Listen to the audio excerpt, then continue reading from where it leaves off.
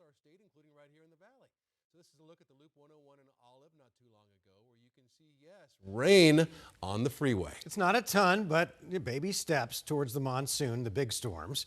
Parts of the West Valley got a piece of the storm, including this video from El Mirage. Now, here is some decent rain coming down.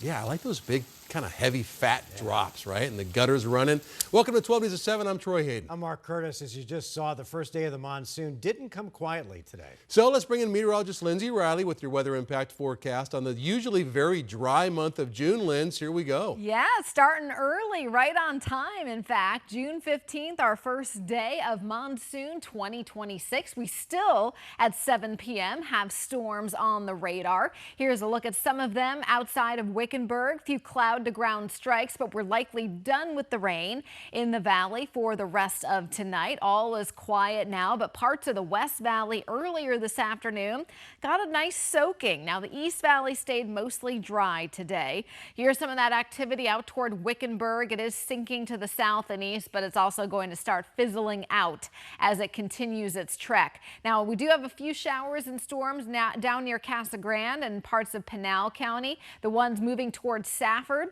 are losing intensity. So generally speaking, things are going to improve as the evening wears on. Now, dew points here in the valley. I'm sure you noticed some of the humidity out there today. How about a 60-degree dew point in Goodyear? It is muggy out there, a little bit muggier actually in the West Valley compared to the East Valley.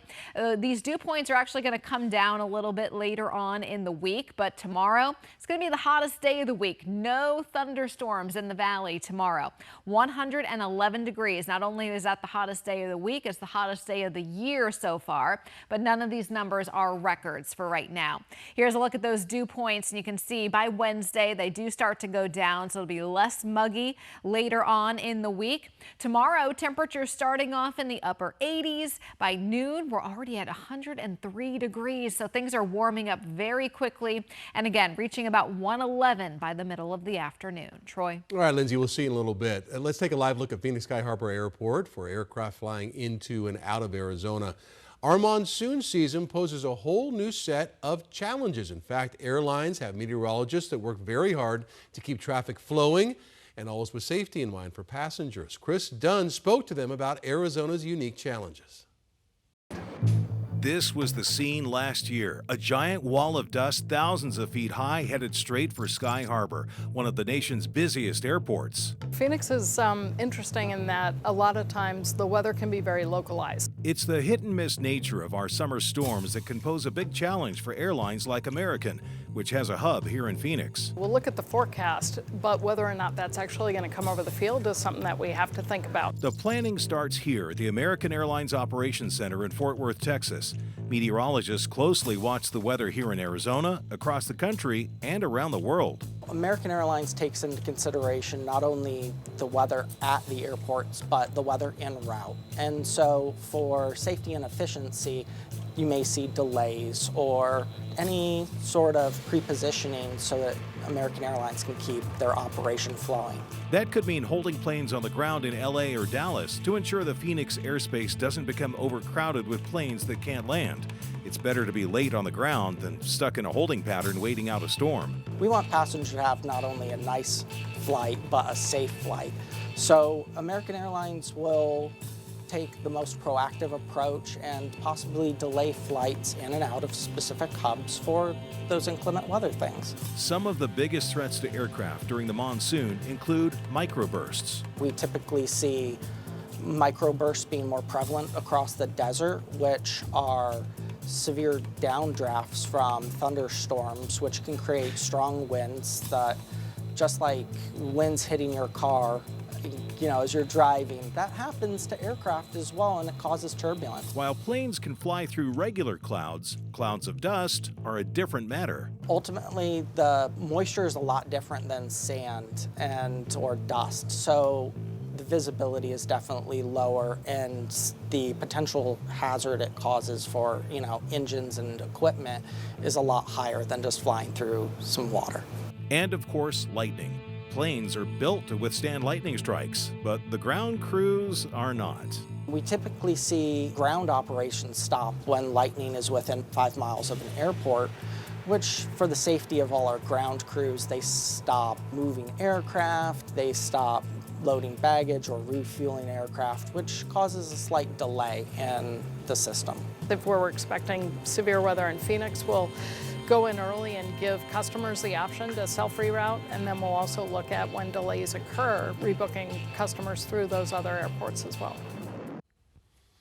Moving on to other news now, a pregnant woman was found shot dead in a West Phoenix motel, but thanks to an urgent response, the baby was able to survive. It happened at about 6 o'clock this morning at a motel near I-17 and Thomas. Phoenix police say they were called to the scene, and when they got there, they found that pregnant woman suffering with a gunshot wound. Several other children were unharmed in the same room. The woman was rushed to the hospital where doctors performed emergency surgery to save the baby.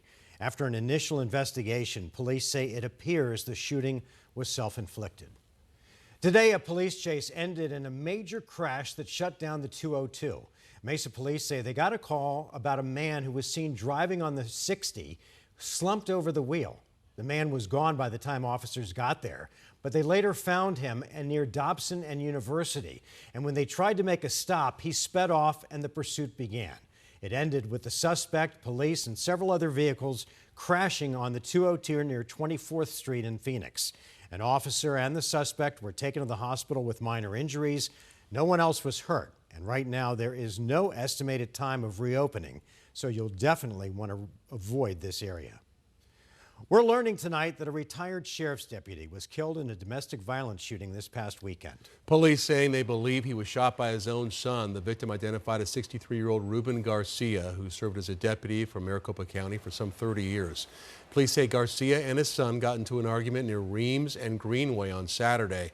At some point during the argument, his son, Brandon Garcia, shot his father. Officers then got there. When they did, they shot and killed the son. No officers were injured. Everything is still under investigation.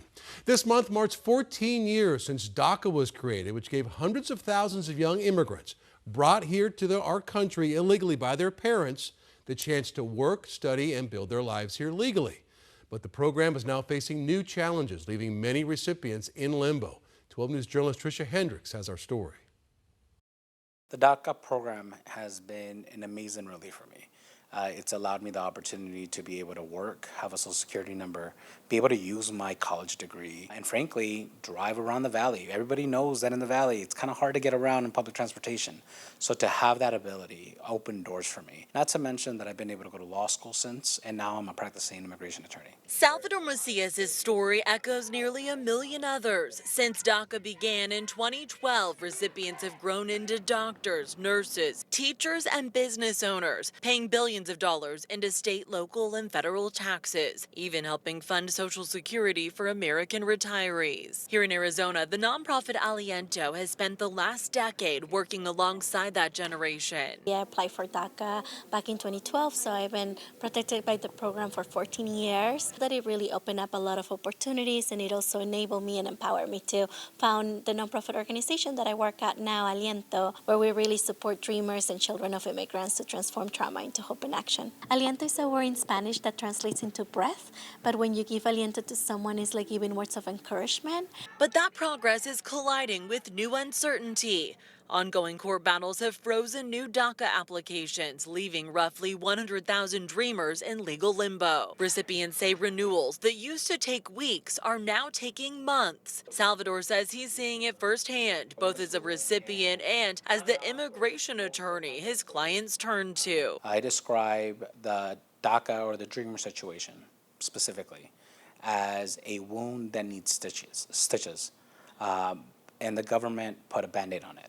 And in 2012, that Band-Aid was fresh, it was new. Now we have a Band-Aid that's torn. I'm asking this country, please consider in finding a permanent solution, because when I first heard about this, I was in 4th grade, and I thought, I am going to have an opportunity. So I am optimistic that we will be recognized, because we're not asking the country to let us in.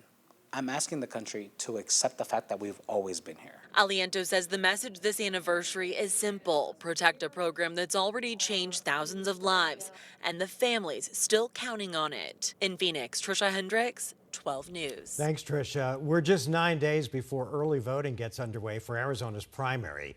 But the fighting between the two bodies that oversee voting in Maricopa County continues in court. 12 News journalist Bram Resnick tells us the judge is hoping for some sort of a miracle to try to settle this dispute. Just 9 days before early ballots are mailed to primary voters in Maricopa County, control over early voting has not been returned to the recorder. the lawyer for Republican County Recorder Justin Heap told a judge that Heap lacked control of early voting, the recorder's responsibility. The recorder's position is the board has essentially ignored this court's order. The lawyer for the Maricopa County Board responded, "Don't believe Justin Heap's lawyer." Even in the last 5 minutes, I've lost count of the number of false statements that you have heard.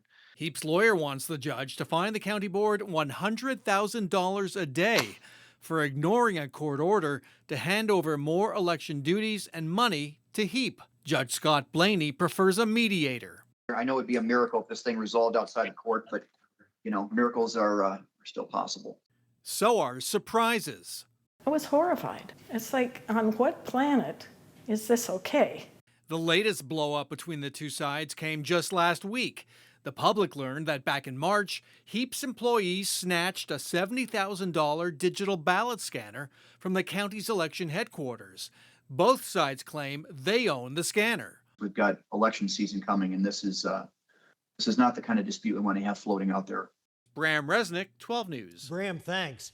The bipartisan budget agreement signed by Governor Hobbs over the weekend was a sharp contrast to the bitter partisan battle that took place just 12 hours earlier that day in the legislature. Republican lawmakers suspended the rules in the middle of the night to try to push through a host of surprise bills that will now be on the November ballot. As 12 News journalist Joe Dana tells us, one would change the state constitution to kill a signature-gathering effort by educators and parents that would add guardrails to the billion-dollar ESA program. A Republican calls it a noble cause. A Democrat calls it a disgusting trick. After Friday's overnight scramble to end the legislative session, Republicans passed a proposed constitutional amendment that'll be on the November ballot. It was a surprise. Republican leaders used a loophole to go around the rules normally needed to introduce and vet a proposed law. I proudly vote yes. This is why people hate politics. It contains a version of what's known as a poison pill in politics. The headline says one thing, the fine print says another. This bill includes an unusual provision here. It's called the Military Families Scholarship Bill, and it protects ESA accounts of children in military families from future attempts to sweep funds. Here's the controversial detail. It says if any other bill is approved that in any way affects this bill, that measure is void. In other words, Democrats say it would cancel out the Protect Education Act that ESA reform advocates are trying to get on the ballot right now. I smell fear in this bill. I sense politicians who know that the people of the state of Arizona are ready to take on the waste and the fraud and the abuse of the ESA program. Republicans who voted yes Friday night focused on just the military family aspect of the bill. Anything that threatens the welfare of families of those who have served in this nation must be stopped. I am pleased to support this bill. Democrat Aaron Marquez, a military veteran himself, said if Republicans were sincere about this bill truly helping just veterans, they would have proposed this months ago during the legislative session. Stop using military family members as political props. The people power that we have in the gallery here tonight and the people power that is going to make sure that we protect and vote for the Protect Arizona Education Act. And I vote no. What this all means is opponents of ESA reforms are trying to make sure no spending limits or new audit laws of any kind can be implemented in at least the next year. This means ESA reformers will have to convince voters to not only vote for the Protect Education Act in November, but to reject the military ESA referendum as well. Joe Dana, 12 News. Coming up on 12 News at 7, we'll have the latest on a planned search for Nancy Guthrie tomorrow in Mexico. Plus, President Trump says there is a deal now between the U.S. and Iran. What we know when we come back.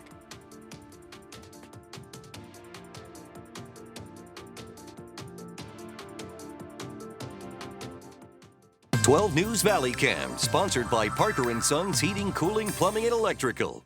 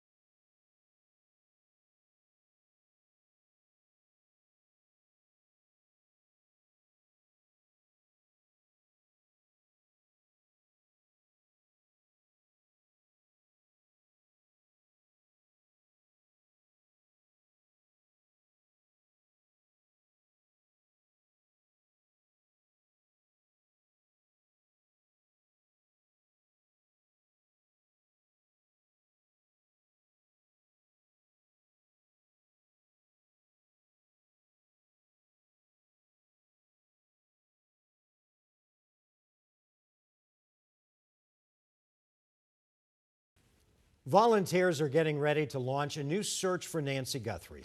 The mother of Today Show host Savannah Guthrie has been missing now for more than 5 months, presumably taken from her Catalina Foothills home near Tucson. So that search is set to begin tomorrow near the border down in Nogales. This new search effort comes after an anonymous tip was sent to a search collective in Mexico, claiming Guthrie's remains may be buried down in that area. The group says it's already worked with local authorities to search nearby creeks and look for signs of a burial site, disturbed soil. So far, they say they haven't found anything. Today, a U.S. Air Force B-52 bomber crashed just after takeoff at Edwards Air Force Base in California. Officials say initial indications that the crash was not survivable and all 8 crew members are feared to have died. The base is about 100 miles north of Los Angeles. You can see video here showing the large crashing where just isn't much left, just kind of a big burn scar. Currently an investigation into what caused that crash. In France today, President Trump attended a meeting of the G7, a group of the world's 7 leading democracies, with news of an agreement to end the war with Iran and reopen the Strait of Hormuz. Here's NBC's Julie Sirkin. President Trump touching down in France and immediately touting what he calls a done deal to end the war in Iran. They won't have a nuclear weapon, which is what it was all about. French President Emmanuel Macron praising it too. It will fix the nuclear issue, and it's a very important matter for peace. The deal is expected to fully open the Strait of Hormuz. The strait is already partially opened. The ships are starting to go out now. On Friday, it'll be completely opened. News of the Memorandum of Understanding rallied the markets and already sent gas prices down. The president says the text of the deal should be public in the next few days. This is a very powerful document, and I want it to be released, so probably pretty soon. Vice President Vance said today Iran could get sanctions relief, but with strings attached. Iran doesn't get a dime of money unless they perform their obligations. Details of the deal are still unknown, and the biggest sticking point remains, as the president claims Iran's leaders have agreed to give up their nuclear ambitions. But Iranian state media says the deal gives the two sides 60 days to resolve what to do with its enriched uranium and its nuclear program. And then there's Lebanon, where Israel and Iranian-backed Hezbollah have been exchanging fire for weeks. Iran today demanding the deal must include ending Israel's conflict with Lebanon, as Israel launched retaliatory strikes in the capital city of Beirut after Hezbollah's drone attack. Prime Minister Benjamin Netanyahu has not publicly commented on the deal, but Israeli officials tell NBC News he wants a meeting with President Trump. Even though a senior administration official says that Vice President J.D. Vance and President Trump already digitally signed that memorandum of understanding yesterday, there will be an official signing taking place in Switzerland on Friday between the U.S. and Iran. In Washington, Julie Sirkin, NBC News. Today it was announced that the U.S. emergency stockpile of oil is at its lowest level since the mid-1980s. The reserve has been used in the past months to try to lessen the impact of the war in Iran and the high gas prices. It's set to end this Friday. According to federal data, last weekend, U.S. officials pulled almost 9 million barrels out of the reserve, leaving just 340 million barrels in the stockpile. That's the lowest it's been since July of 1983, when the Reagan administration filled the reserve for the first time. On a side note, isn't it weird that they still use those old derricks? I mean, you look back at a video from like the 20s or, yeah, that technology hasn't changed at all, has it, Lindsay? Those old I guess there aren't that many pumpers. ways to get it out of the ground. Yeah. I mean, that is interesting. Well, today was day one of monsoon 2026, and we do have some storms on the radar, and a couple of them did make it into the valley. In fact, we had a few heavy downpours out in the West Valley a couple of hours ago. Things are now beginning to wind down. We have a few on the outskirts, showers, but overall the valley looking to stay dry for the rest of tonight. You can see nothing on the radar, at least in the immediate Phoenix area. But to the north and west outside of Wickenburg, still have a few light showers, which will die down. And then down to the south and east, the activity out toward Graham County fizzling out, and a few now working south of Casa Grande, moving down the I-10. Looking ahead to our monsoon meter tomorrow, zeros mean dry weather, so we're not expecting any storms in the valley or western Arizona. A 1 means means isolated activity. So northern and eastern Arizona could have a stray pop-up storm during the afternoon, but generally the coverage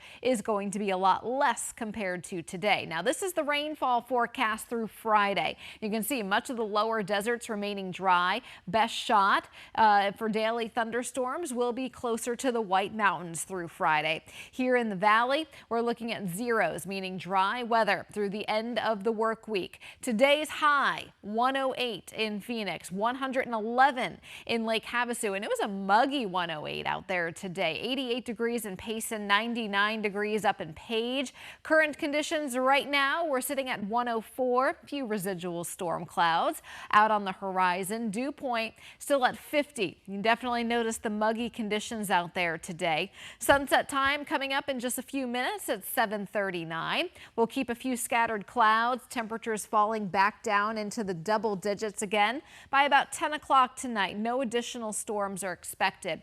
Pretty high dew points over the lower deserts, 50s and 60s, so it is quite muggy out there. The general the movement of those dew points will be to go down for the rest of the week, so that's why storm coverage will also begin to go down. Tomorrow's going to be the hottest day of the week, and if we hit 111, that would be the hottest day of the year so far. 111 here in Phoenix. How about a 115 in Lake Havasu? 93 in Prescott, 92 in Payson, and 90 in Show Low. So pretty sunny out there. Only a rogue shower up in the high country, but generally speaking, a lot drier tomorrow compared to today. Now you can see the trajectory of these temperatures. They are going down through the weekend, still pretty seasonal at 105 on Sunday. But then next week, we get a pretty big boost upward, and we could see our first 1-teens of the year in 10 days from now on June 25th. Here's the high country forecast. A lot of sunshine, warm temperatures tomorrow, 96 degrees in Sedona. There's a few thunderstorms there on Wednesday, particularly out toward the White Mountains.